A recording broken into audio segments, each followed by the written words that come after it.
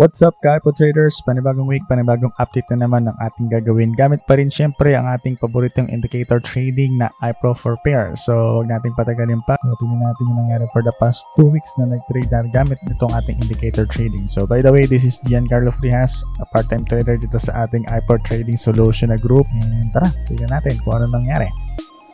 Okay, so kung makikita natin dito sa ating chart, so simulan natin syempre nung last week. September, ano ba nilagyan natin dito yung date? Ito, Monday, September 23. Okay, kung makikita natin dito sa ating chart na nung meron na trader doon sa ating trades. Okay, yung ating sell stop. Okay, kung makapansin natin dito. Yung TP tayo dyan. Then Tuesday, TP.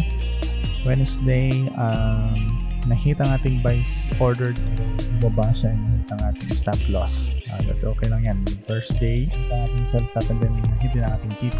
Then on Friday, gabi na ito, nakita ang ating TP dyan. Okay, so overall na last week, 4 out of 5. So 80% ang winning rate natin doon sa ating, gamit itong ating indicator trading na iPro4Pair. So mapapansin natin for the past 5 months na ginagamit natin ito, mukhang bumabawi na rin talaga siya. No? So, then simula nung ginamit natin siya, ginagawa lang naman natin, nag-trust lang tayo dito sa system na to, which is sinusunod lang natin ng signal niya or opportunity na binibigay every single day. Nakikita natin kung gaano siya talaga ka-effective and ka-resilient in every move ng market, para uptrend, downtrend, or sideways man yan. Dahil itong strategy na ito ay very simple lang ang rule, and tinitingnan natin which is fit talaga sa mga part-timer and mga newbies na nagsisimula mag-aral sa forex trading and gustong pasukin ng forex market.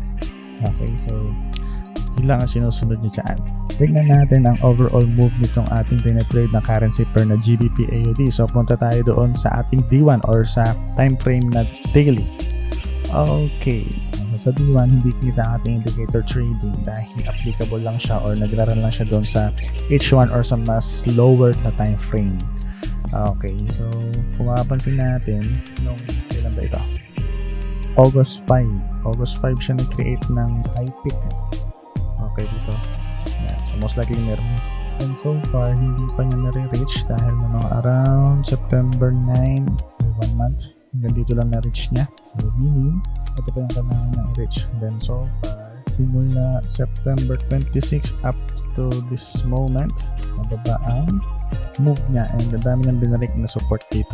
Tignan natin kung i-reach pa ba niya ito or magre-reverse na siya dyan. So yan ang kailangan nating bantayan sa mga susunod na araw, sa mga succeeding weeks, succeeding periods. Very important talaga sa pagte-trade is yung meron tayong risk management or proper risk management para hindi maubos lahat ng capital natin. It's very important talaga na nagsaset tayo ng stop loss. So yun lang mga Hypo Traders. See you sa mga susunod na videos.